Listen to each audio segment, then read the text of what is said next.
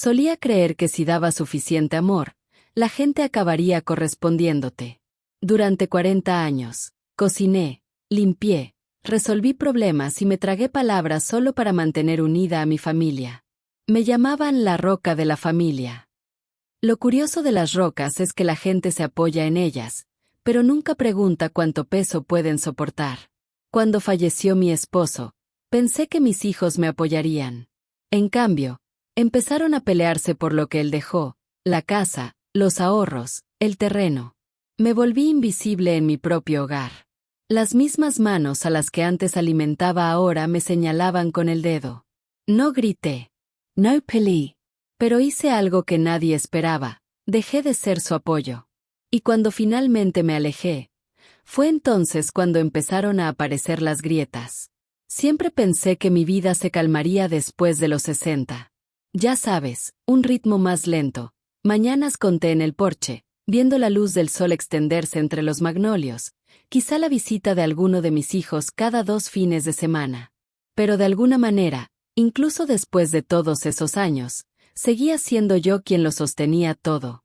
Seguía siendo a quien llamaban cuando algo salía mal. Me reía cuando mis vecinos me llamaban la roca de la familia. Lo decían como un cumplido, y por un tiempo, creí que lo era. Las rocas son fuertes, firmes, confiables, pero nadie te dice que ser la roca también significa ser en quien todos se apoyan, en quien se paran y a quien se olvida agradecer. Sin embargo, llevaba ese nombre como una insignia de honor. Quizás era orgullo. Quizás era miedo a desmoronarme. Nuestra casa en Savannah no era gran cosa. Una casa de ladrillo de una sola planta con un columpio blanco en el porche que crujía con el viento. Henry lo construyó él mismo cuando los niños eran pequeños. Tenía manos que podían arreglarlo todo y un corazón que perdonaba aún más. Era la mitad amable de nosotros. Cuando enfermó, todo cambió. Empezó con pequeñas cosas, un tropiezo por aquí, una palabra perdida por allá. Entonces el médico dijo derrame cerebral y el tiempo se detuvo. Henry no pudo hablar mucho después de eso. Me miraba con esos dulces ojos marrones, intentando decirme algo, pero solo salían fragmentos de sonidos. Fue entonces cuando aprendí lo que es el verdadero silencio, ese que llena una casa y resuena incluso después de dormirte. Tenía 3 hijos que alimentar y un marido al que cuidar. No había tiempo para compadecerme de mí misma. Aceptaba todos los turnos de enfermería que encontraba, a veces trabajando toda la noche y luego regresaba a casa antes del amanecer para preparar el desayuno y llevar a los niños al colegio. Veía cómo se les iluminaban las caritas mientras comían panqueques con sirope, fingiendo que no estaba muerta de cansancio. La verdad es que el agotamiento se convirtió en parte de mí. Era como un abrigo viejo que no podía quitarme. Lisa, mi hija mayor, era la responsable, o al menos eso creía. Siempre mandaba a sus hermanos, siempre me decía cómo debía manejar las cosas. Tenía la mente aguda de su padre, pero no su corazón tierno. Luego estaba Paul, el mediano, siempre buscando llamar la atención. Hacía bromas en la mesa, solo para vernos reír. Y Eric, mi bebé, tranquilo, atento y siempre cerca de mí. Solía dejar notitas en mi lonchera cuando trabajaba de noche. Te quiero, mamá, escrito con su letra descuidada. Esas notitas me animaban cuando nada más lo hacía. A veces recuerdo aquellos años y me pregunto cómo lo hice. Cómo trabajaba esos turnos dobles, limpiaba la casa, pagaba las cuentas, cuidaba de Henry y aún así iba a la iglesia todos los domingos. Quizás me impulsaba algo más que la fuerza.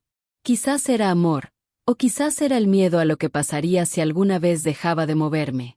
Había noches en que llegaba a casa, entraba silenciosamente en nuestra habitación y veía a Henry durmiendo. Su pecho subía lentamente, su mano descansaba sobre la manta. Me sentaba a su lado, le apartaba el pelo de la frente y le susurraba sobre mi día como si aún pudiera responderme. A veces me lo imaginaba diciendo, Maggie, estás haciendo demasiado. Pero incluso si hubiera podido hablar, no creo que lo hubiera escuchado. En aquel entonces, creía que cuidar de todos era mi propósito, mi identidad. Los niños crecieron más rápido de lo que esperaba. Un día estaba preparando almuerzos. Al siguiente lo saludaba desde el porche mientras se iban a la universidad. La casa se volvía más silenciosa con cada despedida. Pensé que tal vez, una vez que tuvieran sus propias vidas, por fin podría descansar. Pero no fue así. Cuando el estado de Henry empeoró, tuve que dejar el hospital y cuidarlo a tiempo completo. El seguro cubría algo, pero no lo suficiente. Las facturas se acumulaban como malos recuerdos. Lisa venía una vez por semana por aquel entonces, normalmente con una lista de sugerencias. Hablaba de vender la casa, mudarse a una más pequeña, tal vez trasladar a Henry a una residencia asistida. Sabía que tenía buenas intenciones, pero había algo frío en su tono, como si la practicidad hubiera sustituido a la compasión. Paul pasaba cuando necesitaba dinero o cuando su matrimonio se desmoronaba. Eric, bueno, llamaba a menudo, pero su trabajo lo mantenía alejado. De todos ellos, él era el único que parecía entender que a veces no necesitaba ayuda, solo necesitaba que alguien me escuchara. Henry falleció un jueves por la mañana. Lo recuerdo porque el magnolio de afuera estaba en flor y el aire olía a miel y lluvia. Se fue en silencio, tomándome de la mano. No hubo un momento importante, ningún discurso grandilocuente, solo una suave exhalación y luego silencio. Pensé que me derrumbaría, pero en cambio, me sentí entumecida. Como si hubiera estado ensayando ese silencio todo el tiempo. Los niños volvieron a casa para el funeral, cada uno con su propio dolor. Lisa fue eficiente, manejando el papeleo.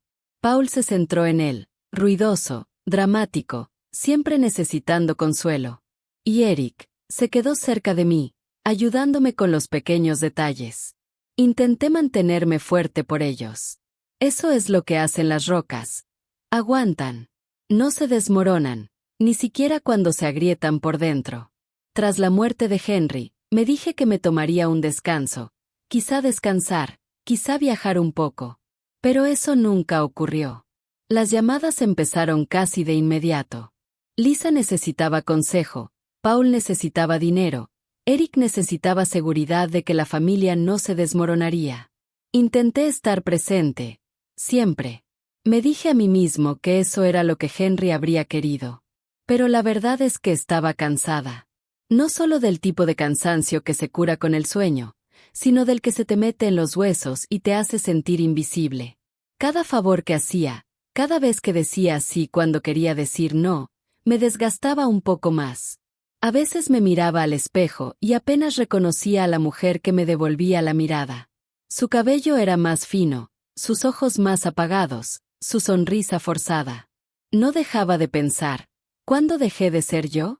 La casa, antes llena de risas, empezó a parecer una sala de espera, solo yo y el tic-tac del reloj. Me sentaba en el porche por las tardes, viendo cómo la puesta de sol se extendía por el jardín, y me preguntaba si Henry siquiera reconocería la vida que habíamos construido. Antes estaba llena de amor, ruido y propósito.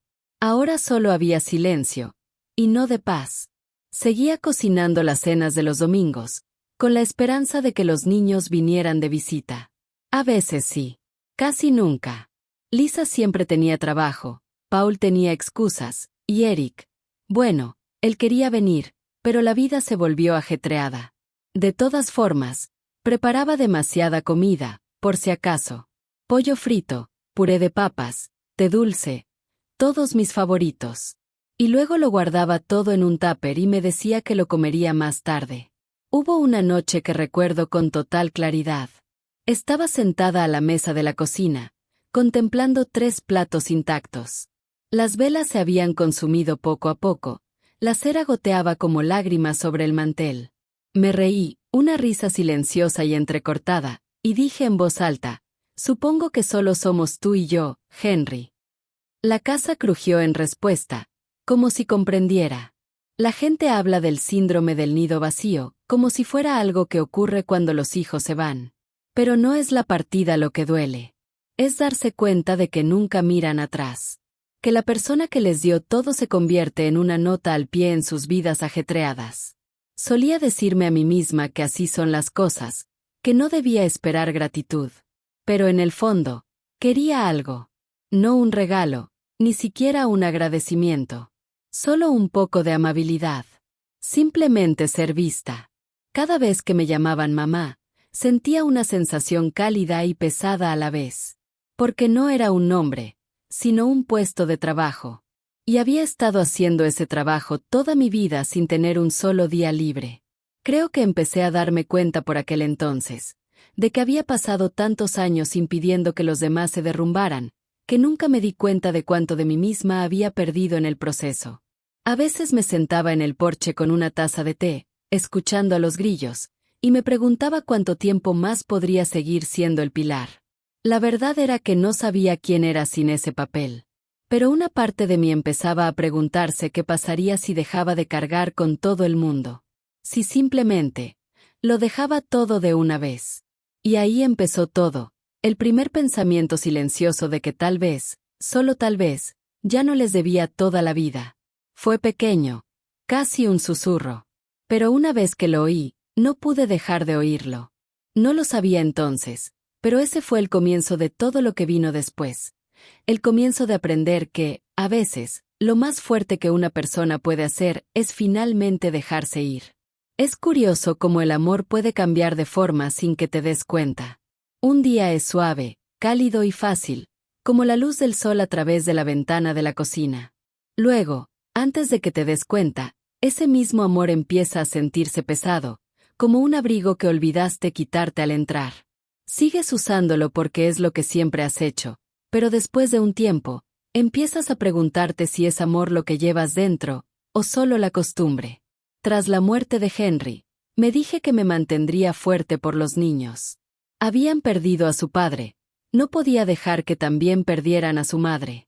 Pensé que si me mantenía firme, manteniendo las cenas del domingo, recordando los cumpleaños, llamando para saber cómo estaban, eso nos mantendría unidos. Pero con el tiempo, ya no era cercanía lo que sentía. Era responsabilidad. Lisa fue la primera en cambiar. Mi hija mayor, mi planificadora. Siempre había sido ella quien necesitaba tener el control. Al principio, agradecí su ayuda, gestionar las facturas, asegurarse de que no faltara a mis citas médicas, llamar para ver cómo estaba. Pero no tardó mucho en que esas llamadas empezaran a sonar menos a cariño y más a gestión. Mamá, no puedes seguir gastando dinero en nimiedades, decía, hojeando mi chequera como si auditara una empresa. No tienes que comprarle comida a Paul cuando viene de visita. Ya es un hombre adulto. Solo asentía, sonreía y decía, está bien, cariño, aunque por dentro me dolía. No se trataba de la compra. Se trataba de querer alimentar a mi hijo, de mantener viva una parte de mi vida familiar. Pero Lisa me hacía sentir como una niña a la que no se le podía confiar sus propias decisiones. Luego estaba Paul. Mi mediano. Siempre inquieto, siempre persiguiendo algo que nunca funcionaba. Venía cada pocas semanas, a veces con una nueva novia, a veces solo, a veces con aspecto de no haber dormido en días. Se sentaba a la mesa de la cocina, el mismo sitio que cuando era pequeño, y me contaba historias, grandes sueños, nuevas aventuras, planes que nunca se plasmaban en palabras. Pero siempre había una pregunta al final. Mamá, solo un préstamo, hasta el mes que viene. Mamá, te lo pagaré cuando se concrete el trato. Y yo siempre decía que sí. Cada vez que se iba, me decía a mí misma que solo estaba pasando por un mal momento. Eso es lo que hacen las madres. Creemos en las promesas de nuestros hijos mucho después de que dejen de tener sentido. Pero la verdad era que Paul no necesitaba mi dinero. Necesitaba mi aprobación.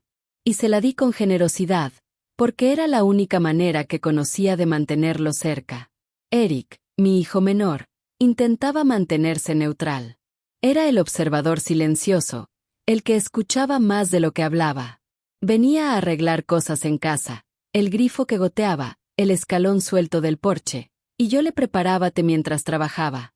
Tenía la calma de su padre. Pero incluso con Eric, la distancia se abría paso. Hablaba del trabajo, de sus amigos, de los viajes que quería hacer. Yo sonreía y asentía, orgullosa del hombre en el que se había convertido, pero también consciente del espacio que se abría entre nosotros. Estaba construyendo una vida que no me necesitaba a diario. Esa es la parte agridulce de criar buenos hijos. Los crías para que sean independientes, y luego te das cuenta de que eso significa que ya no dependen de ti. Aún así, intentaba que todos se mantuvieran unidos. Todos los domingos, ponía la mesa para 6, aunque sabía que solo vendrían 2 o 3. A veces Lisa traía a su marido, a veces Paul llegaba tarde, y a veces Eric llamaba solo para decir que el trabajo lo mantenía ocupado. Les decía, no te preocupes, cariño, la semana que viene, incluso sabiendo que la semana siguiente no sería diferente. Cuando llegaban, ya no era lo mismo. Lisa se pasaba la mitad de la comida mirando el móvil, susurrándole a su marido sobre el trabajo. Paul discutía con ella sobre política o dinero, siempre subiendo la voz un poco deprisa. Eric se quedaba callado, observando, intentando mantener la paz. Y yo. Sonreía, rellenaba los vasos, pasaba el puré de patatas y rezaba por un momento de risa que no pareciera forzado. Recuerdo un domingo en particular. La tensión había ido creciendo durante semanas. Pequeños comentarios, miradas de reojo, suspiros. Era verano, caluroso y pegajoso, y yo llevaba en la cocina desde la mañana, preparando el pastel de melocotón favorito de Henry, porque siempre atraía a todos a la mesa. Lisa entró abanicándose con una servilleta. Mamá, ¿por qué insistes en cocinar todo esto? Deberías descansar. Podríamos haber pedido algo. Sonreí y dije, cocinar me mantiene ocupada. Además, a ustedes les gusta. Paul se rió, sirviéndose un vaso de té dulce. A Lisa no le gusta nada a menos que venga en una caja de comida para llevar con su nombre bien escrito. Lisa lo fulminó con la mirada. Al menos yo puedo pagar el mío, Paul. Y así, sin más, empezó. Voces alzadas, acusaciones a raudales, 2 adultos convirtiendo mi cocina en un campo de batalla. Me quedé allí, con una cuchara de madera en la mano, viendo a mis hijos arremeter como desconocidos. Basta, dije en voz baja. Pero no me oyeron. Basta, repetí, más fuerte esta vez. Nada. Finalmente, dejé caer la cuchara de golpe sobre la encimera. El sonido resonó por toda la cocina. Ambos se quedaron paralizados. Esta casa, dije, intentando mantener la voz firme, solía estar llena de risas. Tu padre construyó estas paredes con amor, y no permitiré que se llenen de odio. Lisa suspiró, poniendo los ojos en blanco. Mamá, solo estábamos hablando. No, dije, más suave ahora. Se les está olvidando cómo hablar sin herirse. Por un momento, la habitación quedó en silencio. Entonces Paul murmuró algo en voz baja y salió por la puerta trasera, cerrándola de golpe. Lisa lo siguió poco después, diciendo que tenía cosas que hacer. Me quedé allí, solo, con el dulce aroma a melocotones aún en el aire, el pastel intacto en la barra. Me senté a la mesa, mirando las sillas vacías, y sentí un cambio en mi interior. No era ira, todavía no. Era tristeza, profunda y familiar, como un suspiro que llevaba años conteniendo. Esa noche, lavé los platos lentamente, uno por uno. La casa volvió a estar en silencio, salvo por el zumbido del ventilador de techo y las cigarras afuera. No dejaba de pensar en lo que dijo Lisa. Deberías descansar. Creo que lo decía como un gesto de amabilidad. Pero a mí me sonó a despido. Como si mi esfuerzo, mi amor, ahora fuera una molestia.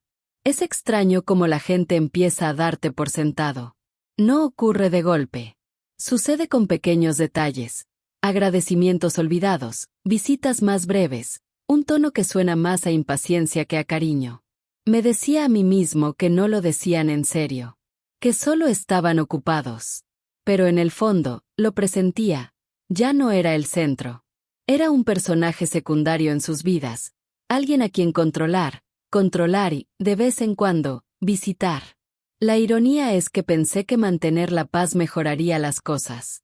Pensé que si me quedaba callado, no me quejaba, no exigía demasiado, con el tiempo se darían cuenta de lo que hacía por ellos. Pero el silencio no te da gratitud. Solo te enseña a aceptar menos. Así transcurrieron los meses. Visitas llenas de discusiones, llamadas que parecían obligaciones y un vacío creciente en la casa. Pasaba junto a la vieja silla de Henry y me lo imaginaba sentado allí, sacudiendo la cabeza como solía hacerlo cuando los niños se portaban mal. Ya aprenderán, Maggie. Casi podía oírlo decir. Dale tiempo. Pero el tiempo no curaba nada. Solo alargaba la distancia entre nosotros. Una noche, Lisa vino después del trabajo, todavía con su ropa de oficina, despierta y cansada. Me entregó una carpeta y me dijo, «Mamá, deberías pensar en mudarte a una casa más pequeña. Esta casa ya te queda grande. No necesitas todo este espacio». Miré a mi alrededor, las fotografías en las paredes, los recuerdos en cada rincón, y dije en voz baja, «No es solo espacio, Lisa. Es mi hogar». Suspiró, sentándose frente a mí. «Lo sé, pero es demasiado para ti. Podrías conseguir algo más pequeño, más cerca de mí. Nos veríamos más a menudo». Pero yo sabía que no era así. No se trataba de verme más. Se trataba de control. Ella quería sentir que ayudaba, que arreglaba las cosas, pero en realidad, simplemente no confiaba en que yo pudiera vivir mi vida sin su guía. Sonreí y dije, «Lo pensaré». Pero no lo decía en serio. Después de que se fue, volví a sentarme en silencio, escuchando a los grillos afuera, y sentí que algo dentro de mí comenzaba a tensarse.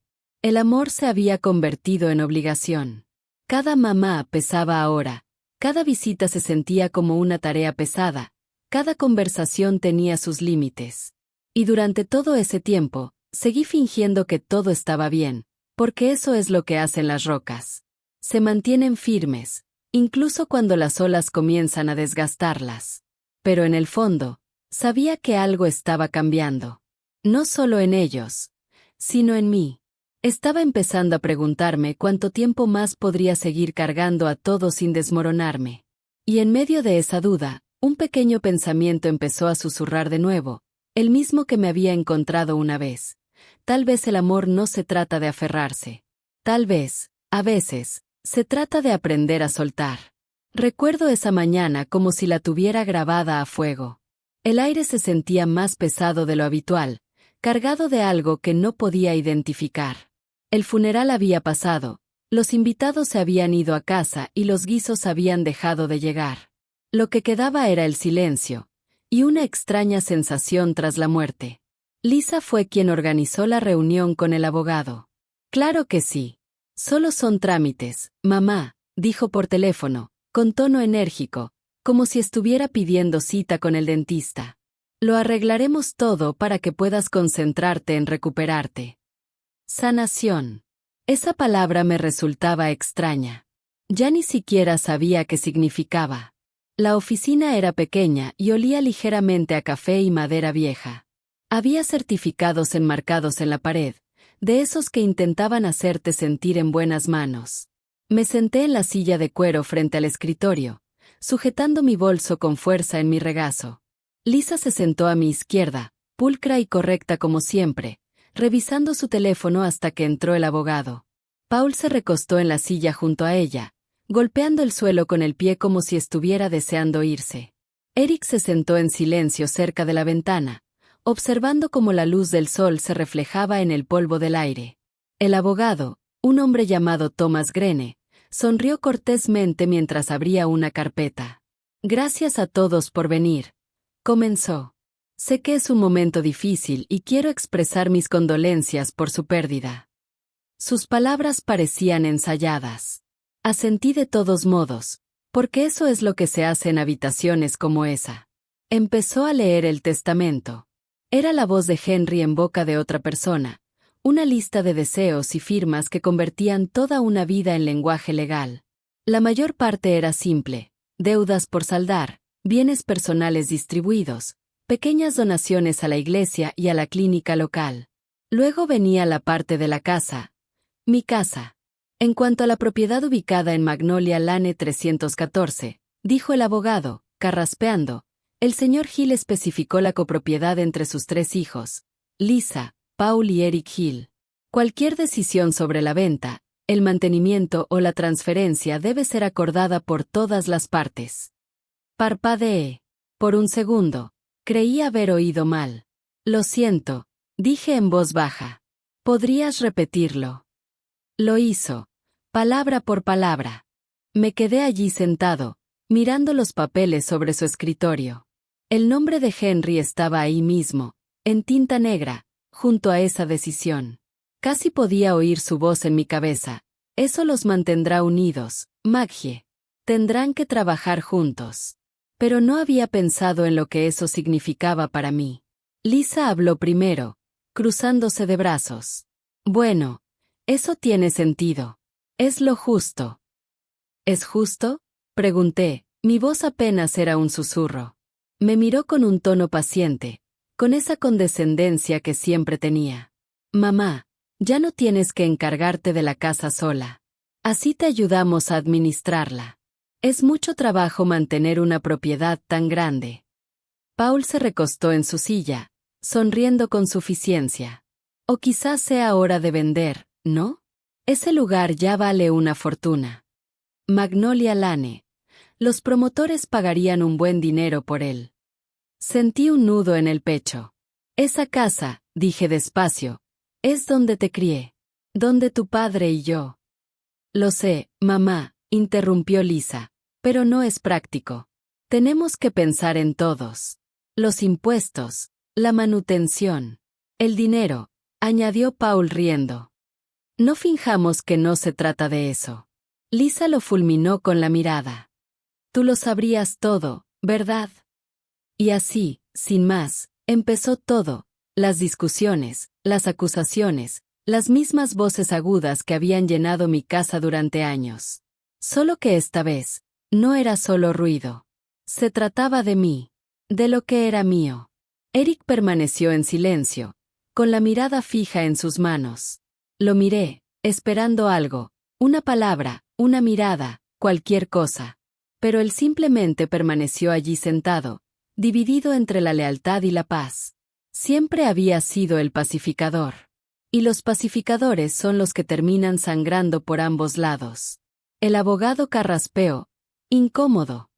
Si le sirve de algo, dijo con suavidad, el señor Hill expresó una profunda confianza en todos ustedes. Quería asegurarse de que la propiedad permaneciera en la familia. En la familia. Las palabras me golpearon como agua fría. Era la forma en que Henry intentaba mantenernos unidos incluso después de su muerte. Pero él no veía lo que yo veía, como el amor se había convertido en conveniencia, como el respeto en control. La familia que intentaba proteger ya no era la misma.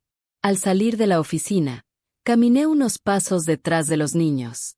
Ya estaban hablando, del valor de mercado, de quién se encargaría del papeleo, de que mamá estará bien. Sus voces se mezclaban con el ruido del tráfico y el bullicio de la ciudad, hasta que todo se convirtió en ruido. De camino a casa, miré por la ventana. Los árboles se difuminaban, verdes y dorados, y pensé en los años que había pasado en esa casa.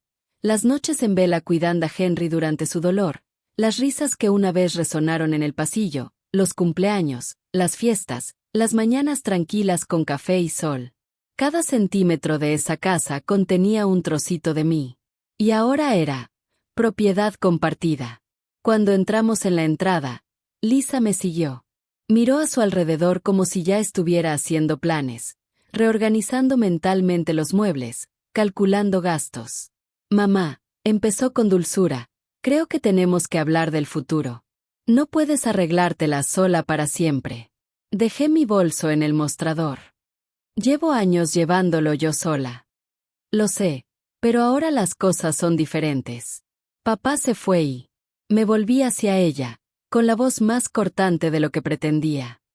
No te atrevas a decir que se ha ido como si fuera solo una factura que dejó de pagarse. Esther, Aquiliza. Cada centímetro de este lugar es suyo. Ella pareció sorprendida y luego suspiró. Estás siendo emotiva. Claro que me emociono, dije. Esta es mi casa. Ella negó con la cabeza. ¿Quieres decir? Vuelve a casa, mamá. Eso dice el testamento. Nuestro hogar. Esa frase se nos quedó clavada como un cuchillo. Cuando se fue, la casa se sentía diferente. Más fría, de alguna manera. Recorrí cada habitación, la cocina, la sala, el pasillo lleno de fotos familiares. Me detuve en una foto de todos nosotros en el porche. Henry sonreía, rodeándome con el brazo, los niños aún pequeños y cerca. En aquel entonces, el futuro parecía simple. El amor parecía permanente. Me senté en el sofá y sostuve esa foto en mis manos hasta que los bordes comenzaron a doblarse. Durante las siguientes semanas, las llamadas comenzaron de nuevo. Lisa con sus planes, Paul con sus ideas, Eric intentando suavizar las cosas. Querían reunirse con un agente inmobiliario, para ver cuánto valía. Dijeron las palabras adecuadas, para tu comodidad, para tu tranquilidad, para el bien de todos. Pero escuché la verdad que se escondía tras ellos.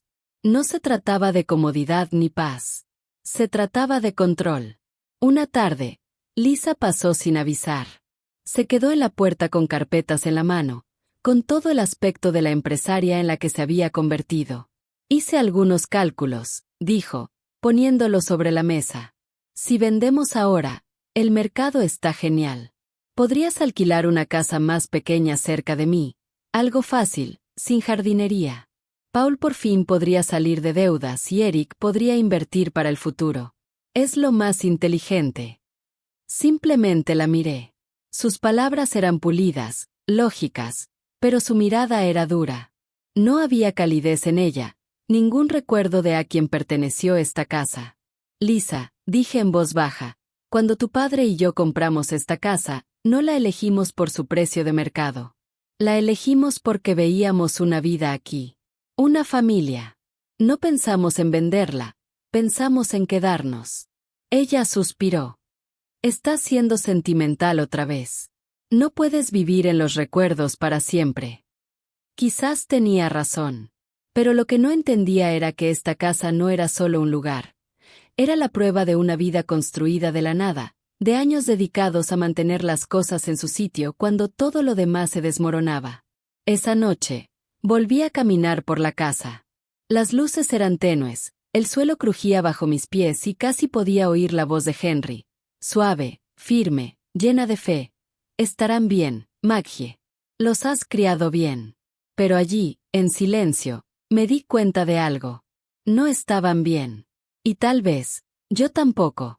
Esa fue la noche en que algo cambió dentro de mí. No grité. No lloré. Simplemente me quedé allí, sintiendo el peso de cada sacrificio que había hecho, y la repentina y penetrante comprensión de que ya nada de eso les importaba. El amor se había convertido en un libro de contabilidad y yo era la deuda que querían cerrar. Me acosté con ese pensamiento. Y por la mañana, supe una cosa con certeza. No podía seguir siendo la roca sobre la que se apoyaban mientras desmenuzaban el suelo bajo mis pies. Algo tenía que cambiar. Y lo haría. Pero no de la manera que esperaban. La mañana que decidí dejar de pelear no fue ruidosa ni dramática. No hubo una gran discusión, ni portazos ni lágrimas de rabia. Empezó igual que todos los días, la tetera silbando en la estufa, la luz del sol filtrándose por las cortinas de encaje y el viejo reloj del pasillo haciendo tic-tac como siempre. Solo que esta vez, el sonido no me reconfortó. Me recordó que el tiempo seguía corriendo, aunque mi familia ya me hubiera dejado atrás. Después de la reunión con Lisa, pasé una larga noche sentada a la mesa de la cocina. La casa estaba en silencio, y los papeles que había dejado, los llamados planes para mi futuro, estaban esparcidos sobre la mesa como en la escena de un crimen. Gráficos, proyecciones de ventas, listados de casas más pequeñas que creía que podrían gustarme. Todo era tan ordenado, tan eficiente, tan frío. Pasé mi mano sobre los papeles y susurré, realmente no me conoces en absoluto, ¿verdad? Fue entonces cuando me llegó, no como un estallido de ira, sino como algo tranquilo, firme y claro. Había estado callado toda mi vida, pensando que el silencio significaba paz. Pero esa noche, me di cuenta de que el silencio podía significar algo completamente distinto. Podía significar fuerza. Henry solía decir, Nunca les muestres tu próximo movimiento hasta que ya lo hayas hecho. No era un conspirador. Simplemente era un hombre que entendía a la gente. Y hace años, cuando enfermó, se aseguró de proteger lo que más amaba, esta casa. Había creado un fideicomiso, algo que, según él, podría alejar a los lobos de la puerta, si las cosas se complicaban. No le di mucha importancia entonces. Pero ahora, empezaba a tener sentido. A la mañana siguiente, llamé al señor Grene, el mismo abogado que había leído el testamento. No me temblaba la voz. Thomas, dije, me gustaría pasar. Hay algo que me gustaría revisar, en privado. Dudó.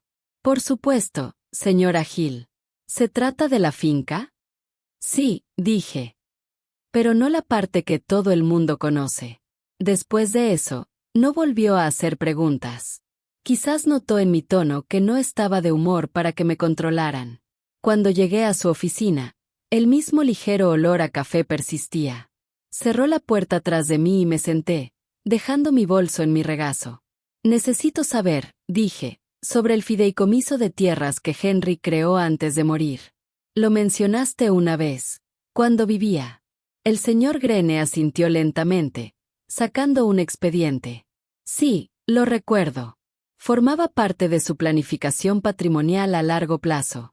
Depositó el terreno, la propiedad bajo la casa, en un fideicomiso en vida, separado de la escritura de la propiedad. Técnicamente hablando, usted es el único fideicomisario y beneficiario. Lo miré directamente a los ojos. ¿Qué quieres decir? Lo que significa, dijo con cuidado, que si bien sus hijos comparten la propiedad de la casa, el terreno donde se encuentra les pertenece enteramente a ustedes. Me recosté, dejando que aquello se asentara.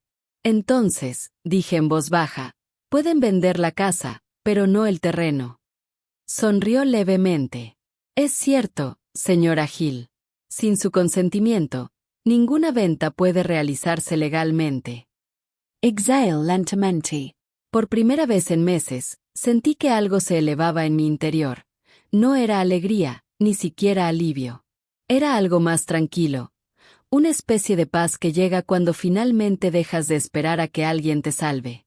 Me gustaría actualizar la documentación, dije. Asegurarme de que esté impecable. Y no quiero que lo sepan hasta que esté listo. Él asintió. Entendido. Esa tarde, conduje a casa con las ventanillas bajadas. El aire olía a hierba recién cortada y a lluvia de verano, y me sentía más despierto que en años. Mis manos aferraban el volante con fuerza, no por miedo, sino por determinación. Ya no iba a suplicar respeto. Iba a ganarlo. Devolví, en silencio, un papel firmado a la vez. Durante las siguientes semanas, cumplí mi parte a la perfección. Sonreía cuando Lisa llamaba, asentía con la cabeza mientras hacía sus planes e incluso fingía tomar notas durante nuestras conversaciones familiares. Extendía papeles sobre la mesa del comedor, señalando números y diciendo cosas como, «Esto es lo mejor para todos, mamá». Paul intervenía, gastando ya su parte antes de que se secara la tinta. Una vez vendido, todos podemos seguir adelante. Tú puedes comprarte un piso, Lisa puede invertir, yo por fin puedo saldar mis deudas. Eric se sentaba en silencio, sorbiendo su café, con la mirada fija entre nosotros. Podía ver la culpa en él. Sabía que esto no estaba bien, pero no sabía cómo detenerlo. Me senté allí, sirviendo té, sonriendo suavemente, asintiendo en el momento oportuno.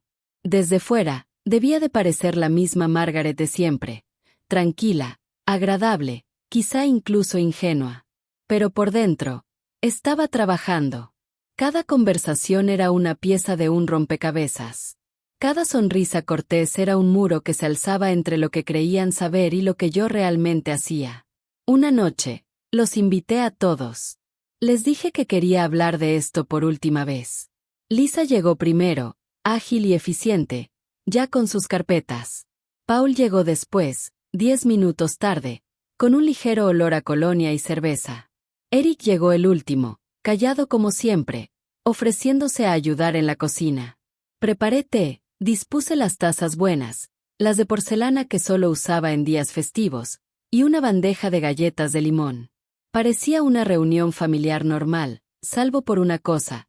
Esta vez, no estaba allí para que me controlaran. Estaba allí para escuchar. Lisa inició la conversación en cuanto se sentó. He hablado con un agente inmobiliario especializado en propiedades como la suya, dijo. Podríamos conseguir cerca de 700,000, quizá más. Una vez dividido entre 4. De 3 maneras, corrigió Paul. No son 4. Mamá ya tiene su parte de ahorros. Lisa lo fulminó con la mirada. Paul, no se trata de eso. Se trata de justicia. ¿Justicia? Rió. No lo haces precisamente por caridad, Lisa. Estaban discutiendo antes de que el té se enfriara. Me quedé allí sentado, removiendo mi taza lentamente, con la cuchara tintineando contra la porcelana como un metrónomo. El ritmo me mantenía tranquilo. Eric finalmente habló. Quizás deberíamos ir más despacio. O sea, sigue siendo la casa de papá. Quizás mamá no esté lista para... Estoy bien, interrumpí con suavidad.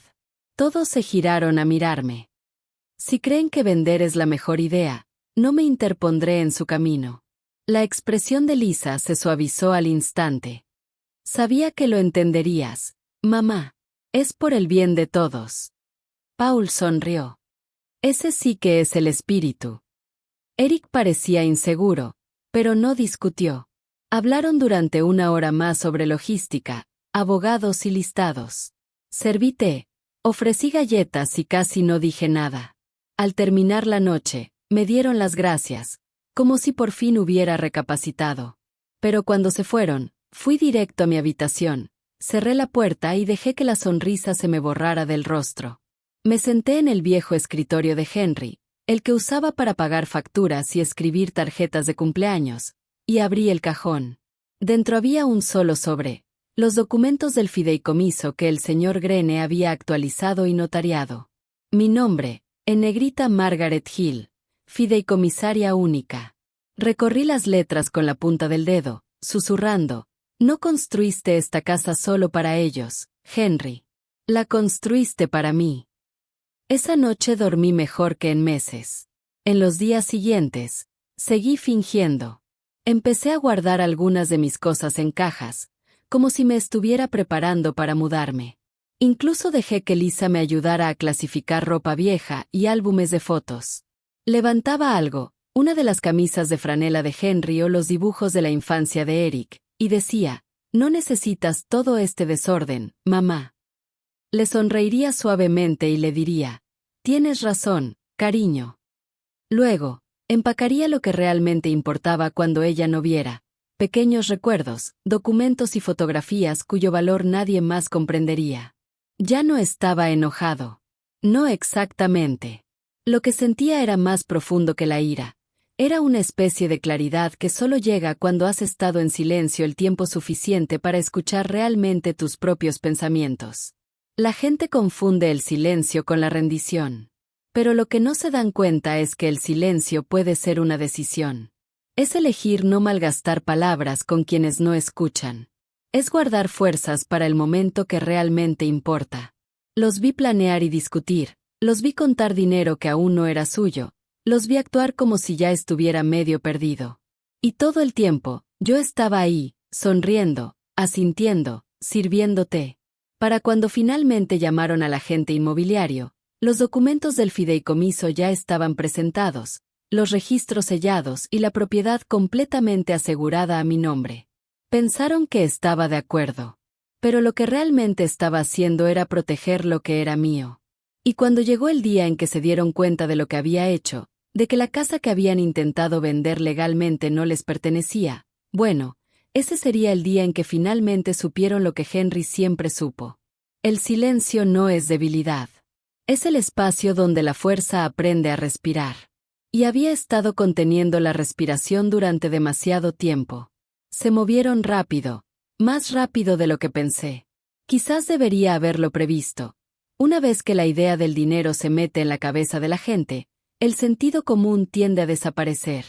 Una tarde, Lisa me llamó, alegre y profesional, diciéndome que había hablado con un promotor inmobiliario interesado en la propiedad. Su voz sonaba como si leyera un guión. Quieren construir una pequeña urbanización, dijo. Pagarán un sobreprecio por los terrenos en esta zona. De verdad, mamá, es una gran oferta. Deberíamos aprovecharla. Mantuve la voz firme. ¿Crees eso? Sí, dijo. Podemos dividir las ganancias. Podrías conseguir algo más pequeño y fácil de manejar. No tendrías que preocuparte por el mantenimiento. Parecía que me estaba haciendo un favor. Paul se entregó por completo. Por fin, dijo esa noche durante la cena, golpeando el tenedor como si fuera una baqueta. Todo listo. Puedo arreglar mi historial crediticio. Tal vez empezar de cero. Es un nuevo comienzo para todos. El rostro de Eric era indescifrable. Mantuvo el tenedor en la mano y luego lo dejó sin comer. Tenemos que tener cuidado, advirtió en voz baja. Este tipo de proyecto avanza rápido. Tasaciones, contratos, contingencias. Deberíamos consultar con el señor Grene. Ya soñaban con lo que gastarían, haciendo números en el aire como si contaran pollos. Me dolía el estómago, no por hambre, sino por la indiferencia con la que trataban lo que había sido nuestra vida. La casa tenía refugio, recuerdos y las iniciales de Henry grabadas bajo la terraza. Para ellos, era un balance. Llamaron a un agente inmobiliario. Era un joven con un traje impecable que sonreía demasiado y hablaba demasiado rápido. Midió las habitaciones y recorrió el jardín con una tablilla, hablando del atractivo exterior y la división del terreno. Tomó fotos de la casa desde todos los ángulos, como si estuviera catalogando un premio. Lisa escuchaba, inclinada hacia adelante, con los ojos brillantes. Paul le susurraba números al oído. Eric mantenía la distancia. Preparé el té y las galletas, como siempre hacía cuando tenía visitas. Me pareció un poco absurdo hacer de anfitriona mientras la gente evaluaba mi vida. Serví tazas y me reí de los chistes del agente inmobiliario, porque eso es lo que uno hace cuando se tasa algo que ama. Intenta que el momento sea cortés y pequeño. Se redactaron los contratos. Se hizo una oferta. El agente inmobiliario les dijo que era un trato sólido, sujeto a la verificación del título de propiedad y los estudios topográficos. Podemos cerrar en 60 días, prometió. Rápido, limpio y sin complicaciones. Todos parecían aliviados. Imaginaban cheques, firmas, posibilidades. Me imaginaban eligiendo un apartamento acogedor con las luces apagadas, visitándolos en días festivos. Imaginaban sus vidas alisándose como una camisa arrugada. Firmé los papeles que me trajeron, los que eran ceremoniales, los que me hacían sentir que todos me incluían. Los observé pasarse los papeles, atentos y satisfechos. Casi no dije nada. Me serví otra taza de té y sonreí. Entonces el abogado de la promotora solicitó la investigación del título. Eso es lo que hay que hacer, me dijeron, revisar los registros, asegurarse de que todo esté claro. No pensé que saldría nada de eso. Después de todo, ¿no eran los hijos copropietarios? Debería haber sido sencillo. Pero no fue así. Una mañana, el señor Grene me llamó antes que nadie. Su voz era cautelosa, mesurada, como si alguien tocara una campana en una habitación silenciosa. Margaret, dijo, hemos recibido una consulta sobre la propiedad. Sí. Mantuve mi tono tranquilo. Se ha descubierto un problema de título durante la búsqueda. El terreno parece estar en un fideicomiso que lo incluye como único fideicomisario y beneficiario. Cerré los ojos. Ya lo sabía, pero oírlo de otra persona lo hizo sentir oficial e inamovible. Y, continuó, eso significa que sin su firma o consentimiento directo en los documentos del fideicomiso, no se puede completar legalmente ninguna venta del terreno subyacente. Fue una frase pequeña, legalmente precisa, y cuando llegó a los demás fue como una bofetada fría. Me llamaron en un frenesí. La voz de Lisa era cortante, mortificada. ¿Qué significa eso, mamá? Dijiste que no querías armar un escándalo. Paul habló más alto. No puedes simplemente… ¿Qué? Ocultarnos esto. Nos diste la propiedad conjunta. Tenemos derecho a… Eric guardó silencio, con la voz baja. Papá, ¿quería decir esto? Te lo dijo. Me lo dijo una vez, admití. Hace mucho tiempo. Dijo que podría ser necesario. Dijo que así la familia mantendría el hogar. Oh, dijo Lisa, más suave ahora. Así que has estado guardando esto. No me defendí. No lo necesitaba. En ese momento me vieron de otra manera, no como la madre lenta y afable que podían manejar, sino como alguien capaz de actuar con previsión. Olieron una barricada donde pretendían una puerta. El equipo del promotor se retractó. Si el terreno no se puede transferir, no nos interesa comprar la estructura solos, dijo su abogado, cortés y tajante. Lisa insistió en una solución alternativa. Negociaremos con el fideicomiso, exigió. Tiene que haber una solución. La confianza era inquebrantable. Henry había hecho las cosas a la antigua usanza, con firmas meticulosas y un lenguaje legal impecable. Me había amado lo suficiente como para planificar el futuro de una forma que ninguno de ellos esperaba. Y cuando lo comprendió, la habitación que había estado llena de planes y emoción se sumió en el caos. Empezaron a discutir públicamente y a viva voz por primera vez delante del agente inmobiliario y el abogado. El dinero cambia la forma en que las personas se hablan. Paul acusó a Lisa de avaricia. Lisa acusó a Paul de irresponsable. Eric los acusó a ambos de ser ciegos a lo que realmente importaba. Se mencionaron nombres, se pulieron viejos rencores y se usaron como cuchillos. La imagen de unidad familiar de la que habían hablado en susurros se desmoronó en un desastre del que nadie podría haberse sentido orgulloso. Durante todo el proceso, me senté a la mesa de la cocina, preparando el té y escuchando.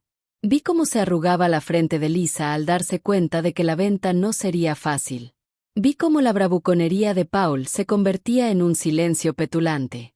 Vi cómo las manos de Eric temblaban apenas, como si quisiera estabilizarse con la acción pero no supiera qué hacer.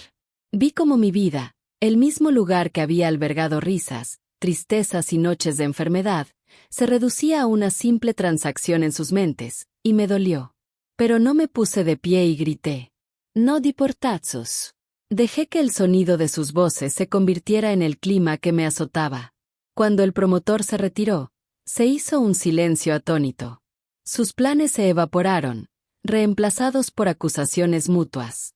Lisa culpó a Paul por no ser lo suficientemente asertivo, Paul culpó a Lisa por conspirar, Eric se culpó a ambos y a sí mismo por no insistir en honrar lo construido. Se señalaron con el dedo y se cerraron puertas. Era casi cómico si no hubiera sido tan triste. Las noticias corren rápido en los pueblos pequeños. En una semana, los vecinos que antes ofrecían guisos llamaban con preguntas y una curiosidad apenas disimulada. ¿Te enteraste?, preguntaban algunos. Casi venden la casa de Gil. A la gente le gusta estar del lado del ganador. Les gusta susurrar sobre dramas familiares como regar sus azaleas. Con prudencia. Podría haberme sentado en medio de esa tormenta y haber lanzado palabras como rayos. Podría haber exigido respuestas, forzado confrontaciones, aclarar las cosas. Podría haberles seguido el juego. Pero había presenciado el daño que causa la ira durante toda mi vida. Había visto cómo las palabras pueden convertirse en cuñas. Había criado a estos niños, sí, pero también los había visto como eran. Imperfectos, humanos y dolorosamente predecibles cuando el dinero entraba en juego. Así que, en lugar de eso, preparé mi maleta. No con prisa, no como una mujer que huye, sino como alguien que había decidido seguir un plan que llevaba años guardando en su corazón. Henry había hablado, en tiempos mejores, de una pequeña cabaña junto al mar, un lugar donde podríamos habernos retirado juntos, observando las gaviotas y la marea. Nunca llegamos. La vida tenía otros planes. Pero el sueño se quedó conmigo, guardado en los rincones como una colcha favorita. Vendí menos de lo que la gente esperaba, algunas baratijas, algunos muebles que ya no necesitaba, unas cuantas cajas de ropa vieja. Envié cartas a parientes lejanos y dejé las cosas más importantes donde estaban, por ahora. No hice ningún anuncio dramático. Salí temprano una mañana con el coche lleno y las llaves en el asiento del copiloto. Dejé una nota debajo del plato del desayuno. Me voy un tiempo. No se preocupen por mí. Llamaron. Lisa dejó un mensaje de voz cargado de frustración. Paul envió un montón de emojis y un llámame. Eric envió un mensaje corto preguntándome si estaba bien. No respondí de inmediato. Sentía el corazón más despejado que en décadas, como si soltar hubiera creado un espacio que no sabía que necesitaba. El viaje a la costa fue largo pero tranquilo. La carretera serpenteaba el paisaje, con magnolias y robles difuminándose. Pensé en Henry, en cómo habría tarareando por lo bajo durante esta ruta. Pensé en la mesa de la cocina donde se habían hecho y deshecho tantos planes. Sentí algo pequeño y firme arraigarse en mi pecho, una silenciosa certeza. La cabaña era exactamente como la había descrito, modesta, con contraventanas descascarilladas y un porche inclinado hacia el mar como si quisiera escuchar. Un estrecho sendero de hierba besada por la sal conducía a las dunas. Dentro, los suelos crujían al ritmo de las olas. La luz entraba a raudales por las ventanas, haciendo que el polvo en el aire pareciera planetas. Dejé mi mochila y salí al porche. El océano respiraba con fuerza, y sentí que mis hombros se relajaban por primera vez en mucho tiempo. Me senté en una silla, me eché un chal sobre los hombros y observé el horizonte. Preparé té, como siempre, y dejé que el sonido del agua me acompañara. Durante un rato, no hice nada más que respirar. En los días siguientes, las llamadas llegaron a trompicones. Al principio, eran breves. Luego se volvieron más urgentes. Necesitamos hablar, exigió Lisa. Tenemos que arreglar el papeleo. Paul envió una serie de mensajes de disculpa, luego de enojo y luego de súplica. Eric llamó una vez y dejó un mensaje de voz que me dolió. Su voz temblaba con una nueva humildad. Los escuché. Les respondí un par de veces, conciso y práctico, acordando una cita si era necesario. La mayoría de las veces, no respondía. No porque quisiera castigarlos, sino porque quería ver qué pasaría cuando dejara de ser la causa de sus problemas. ¿Aprenderían? ¿Discutirían hasta que el mundo que querían construir se derrumbara? ¿Llegarían a comprender el precio de sus decisiones? Desde mi pequeño porche, casi podía imaginar la tormenta. Los gritos, los abogados, el dolor, el caos que se arremolinaba cuando las prioridades de la gente cambiaban repentinamente del afecto a los bienes. Pero aquí, el aire olía a sal y tomillo. Planté algunas hierbas en una maceta desgastada y sentí la tierra en mis dedos. Le escribí una carta a Henry y la dejé en el cajón superior de su escritorio. Caminé por las dunas y recogí conchas, cada una pequeña y suave, para recordarme que el mundo sigue creando cosas hermosas incluso después de quitarnos las que hemos construido. No sabía si finalmente se darían cuenta de lo que habían perdido como yo. No sabía si alejarme les enseñaría algo. Pero sí sabía esto, la calma que sentía sentada aquí, con los pies plantados en la arena, viendo la marea subir y bajar, era más difícil de conseguir que cualquier cheque o contrato que quisieran conseguir.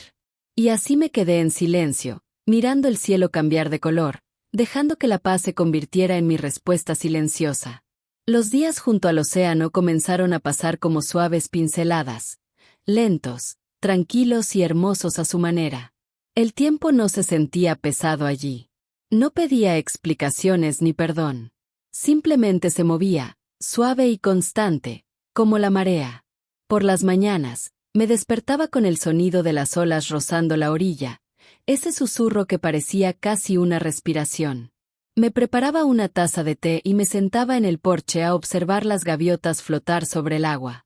El mar siempre estaba cambiando, a veces plateado y liso como el cristal, a veces inquieto y agitado, lleno de olas y viento.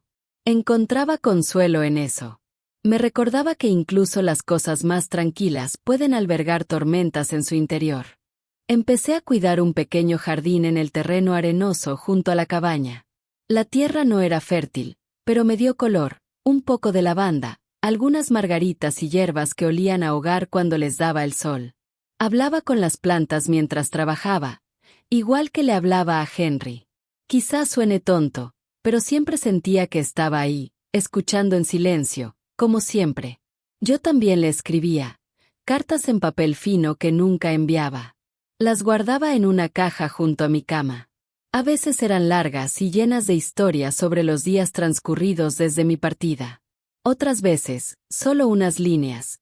El mar hoy se parece a tus ojos. O por fin dormí toda la noche. Escribirle hizo que la casa se sintiera menos vacía y el silencio, menos solitario. Algunas noches caminaba descalza hasta el agua. La arena aún estaba tibia del día y la luz de la luna teñía las olas de plata. Cerraba los ojos y escuchaba el océano, el latido de mi corazón, el silencio que ya no me asustaba. Durante años, pensé que el silencio significaba ser olvidado. Pero ahora lo entendía. El silencio podía significar paz. Podía significar por fin escucharte pensar sin la voz de nadie ahogándote. Me llevó meses sentirme completamente a gusto con este nuevo ritmo. Por primera vez en mi vida, no había horarios, ni obligaciones, ni nadie a quien dirigir ni consolar. Ya no tenía que ser el apoyo de nadie. ¿Y saben qué? El mundo no se derrumbó. Los niños no se derrumbaron sin mí. Simplemente tuvieron que valerse por sí mismos, algo que debería haberles dejado hacer hace mucho tiempo. Al principio, las llamadas llegaban cada pocos días. Lisa dejaba largos mensajes de voz, su voz suave al principio, luego cortante, luego suave de nuevo. «Mamá, no entiendo por qué te fuiste así», dijo una vez. «Podrías habérnoslo dicho. Solo intentábamos ayudar». Los mensajes de Paul llegaban en ráfagas, rápidos, emotivos, siempre en torno a la culpa. «La cake, mamá». «Lo sé. ¿Pero podemos hablar?» «Lo siento». Y Eric, mi dulce Eric. Sus mensajes eran los más duros de escuchar. «Mamá, no te culpo por nada. Solo te extraño. Llámame cuando estés lista». No los ignoré por despecho. Solo necesitaba tranquilidad. Necesitaba saber cómo se sentía la vida sin el peso de los demás sobre mí. Durante tantos años, había sido su ancla. Firme, inquebrantable, siempre ahí. Pero las anclas no flotan. Se hundan. Quería flotar por una vez. Así que me tomé mi tiempo. Escuchaba sus mensajes. Luego salía a respirar el aire salado. Las gaviotas volaban en círculos, y el sonido de las olas disipaba cualquier sentimiento de culpa que intentara volver a aparecer. Me di cuenta de algo allá afuera, junto al mar. El perdón no siempre necesita palabras. A veces, basta con dejar de cargar con el dolor. El mundo a mi alrededor empezó a crecer de nuevo, poco a poco. Conocí a la gente del pueblo, el tendero, la mujer que vendía jabones artesanales, el viejo pescador que traía su pesca antes del amanecer. No conocían mi historia, y me gustaba que así fuera. Aquí, yo no era mamá ni señora Hill. Era simplemente Margaret, una mujer que sonreía al mar y siempre compraba demasiados limones. A veces la gente me pregunta, ¿nunca te sientes solo? Y yo sonreía y decía, no, tuve ruido durante demasiado tiempo. Esto es paz. Una tarde de finales de primavera, recibí una carta por correo. La letra me resultaba familiar, la de Lisa, pulcra y deliberada. Dudé antes de abrirla. Dentro había una nota breve: lo sentimos, mamá, por todo. No nos dimos cuenta de lo que hacíamos hasta que fue demasiado tarde.